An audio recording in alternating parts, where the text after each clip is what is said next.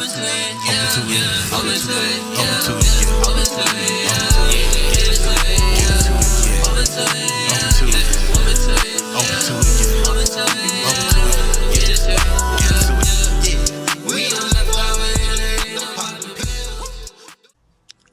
is going on, guys? We're back. It is Josh or Lane with another review of a movie I just saw. I saw Toy Story 5, as you can see in the title of the video, and I'm going to give a spoiler review of my thoughts of the film.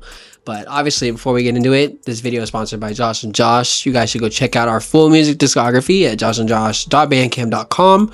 Again, that's JoshandJosh.bandcamp.com. Also, if you follow our Instagram, you could see the link in our bio. Click it, give us a follow, sub to the YouTube. But yeah, like I said, we are talking about Toy Story 5 today. And I guess you really got to start off by saying, I can't believe we're here, making a fifth Toy Story, and was it successful? We'll get into all of that, but really quick, I feel like talking about some stuff that I really enjoyed of the film. I feel like the biggest aspect of the film that I enjoyed was the message.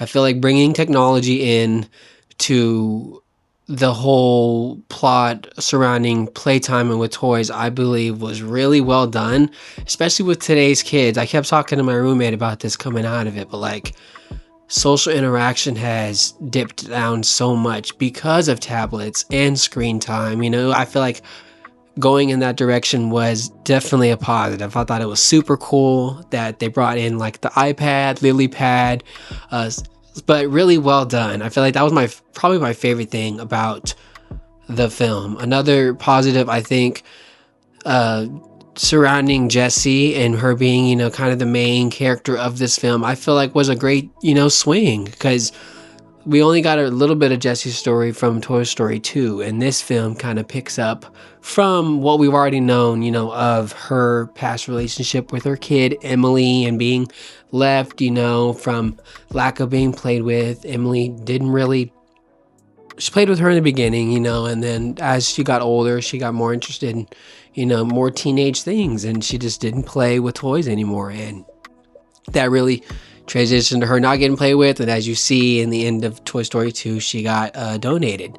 And all that to say, this film goes back, and touches on that a little bit. But let's see, what else? Oh, I feel like a really interesting part of this film was like the subplot, the B subplot of the film, were all those Buzz Lightyears. There's like so many of them. They're all toys, but as you see in the beginning of the film, they are part of a car wreck, and all these Buzz Lightyear toys busted out of like a cargo van or something. I can't remember exactly if it was a ship or a actual like truck or something, but super funny. This whole subplot of the film are these Toy Story Buzz Lightyears trying to figure out to get to Star Command, and they don't know exactly where they are, but they do know they need to get Star Command, and that was really funny.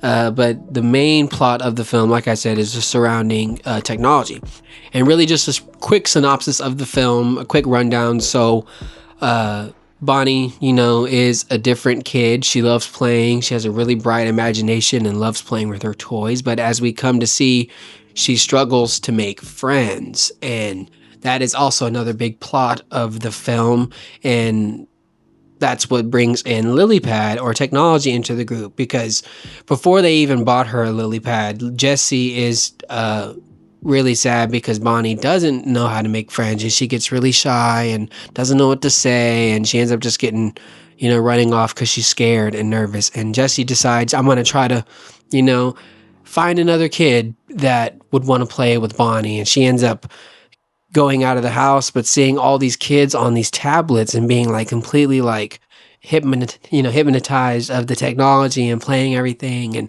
that was our first look, and I feel like that was also something that was done really well with the film, and that kind of segues pretty much into the middle of the film, where she gets the Lily Pad. And let me just tell you, it was definitely different, but it definitely worked. Lily Pad kind of believing that she knew what was best for Bonnie, even though she was new, that kind of threw a whole different wrench in the plan. And she ended up trying to get Bonnie to connect with other kids who had lily pads, and kind of blew up in her face. And we know when it was all said and done, but I really did like the lily pad character. Like, it was just really funny because I think my siblings and I also had like a lily pad tablet when we were growing up, and it was just nostalgic. But continuing on, like I said, middle of the film was her really getting that tablet, but then Bonnie kind of changing really quick. Like, she's so invested in that tablet that she kind of just neglects all of her other toys. And neglecting her toys, Jessie decides that the best thing for Bonnie would be to find an actual friend Bonnie can play with and still play with her toys. And what ends up happening is, while Jessie, I should say, she wants the plan to go find a new friend for Bonnie. She ends up getting picked up by an old couple outside of Bonnie's house.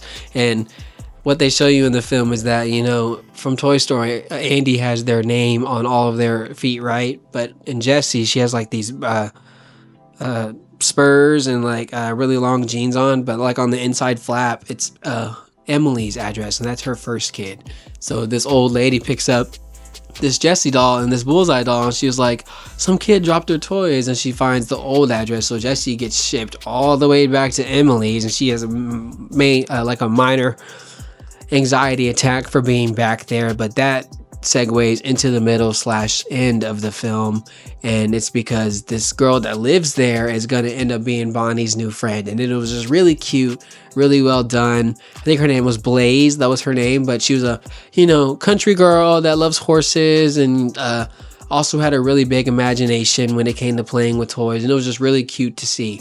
But with Blaze, we ended up having a few other characters introduced, and Conan O'Brien's potty trainer character was really good, and his surrounding technology buddies that had to get new batteries, and it was just really well done, and I thought it was super cute.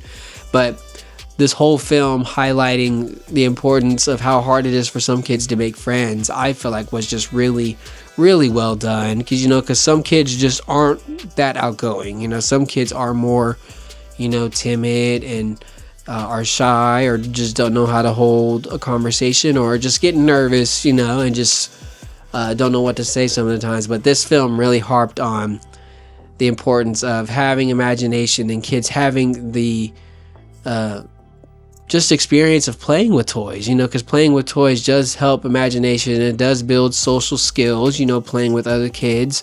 When kids are on the iPad and they're just like, hypnotized or just scrolling, that takes away from human interaction, and that's why I feel like this film really harped on was that message. Like, technology is taking away a lot of aspects of what makes us human and what we can relate to each other on a daily basis, and that starts with playing with toys. And also, there was a part of the film where Bonnie ends up making friends with other girls in her karate class who also have lily pads, right? The lily pad toy ends up sending the friends a message without Bonnie even knowing. Like, that was also crazy too. Like, she was sending messages to her dad, to her friends, to everyone else, like, without Bonnie actually doing it, trying to control the narrative. And she needs new lily pad friends, not kids who play with toys. But going back to what I was saying, there was a part where Bonnie's playing with her toys, or the dad packed Jessie and Bullseye in her bag and the lily pad, and Bonnie pulled up to the play date with her friends, or it was like a sleepover play date, and she was like, this is Jessie and Bullseye, and they're like, you still play with toys? And that kind of just crushed me a little bit. I was like, oh, that was so sad.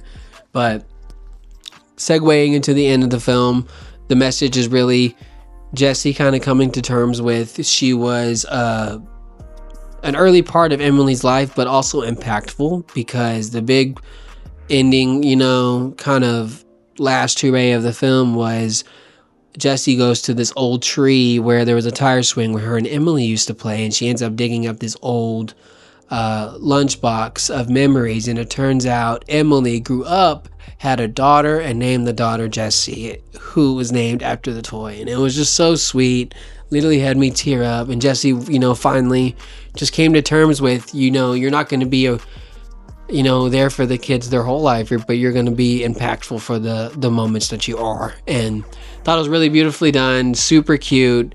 Also, we got to get into talking about Woody, because Woody was a side character in this one, but it worked. And the fact that Woody, who is a main character in the Toy Story franchise, can be a side character, and I thought what makes it successful is the fact that all these characters are just so rich, and you could literally lead with any of them, and could have a pretty solid movie.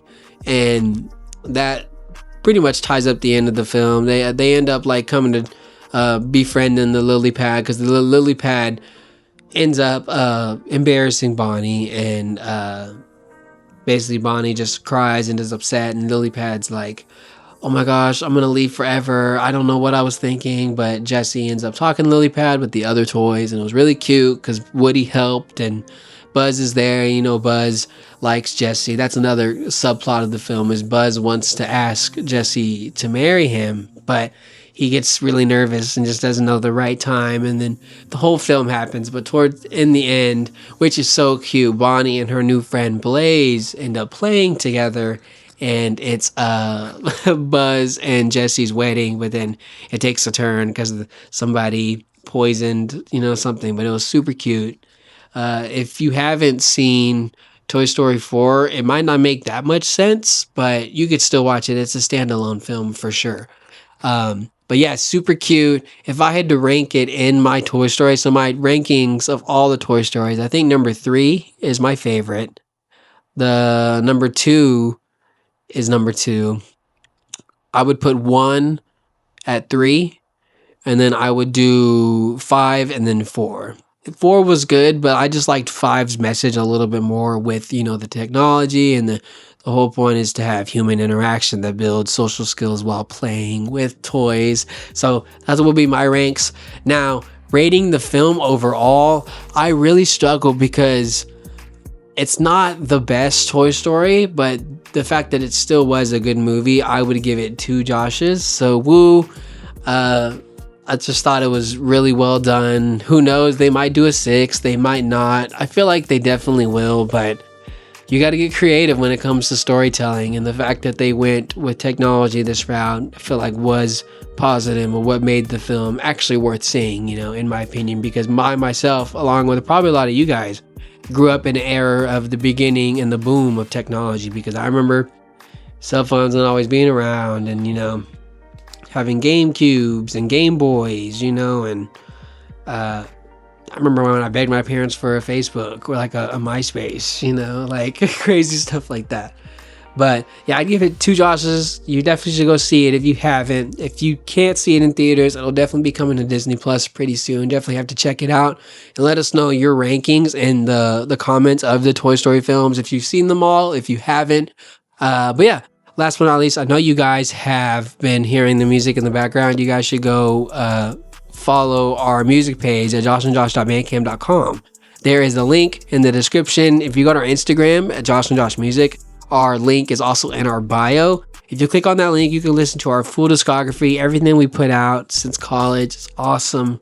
I'm trying to see if there's anything else about the film. I guess the only last thing I would say was I was a little disappointed in not seeing the other characters as much, like Slinky, Mr. and Mrs. Potato Head, Rex, Ham. They kind of just got shoved into the garage along with Bonnie's other toys, and I was like, man, I was really looking forward to seeing all of those toys. But hey, I get it. You got to make the story somehow, and they just didn't fit in the time frame that they had going. But yeah, that's pretty much it, guys. Go check out Toy Story 5. Super cute. Loved it. And until next time, guys. Peace.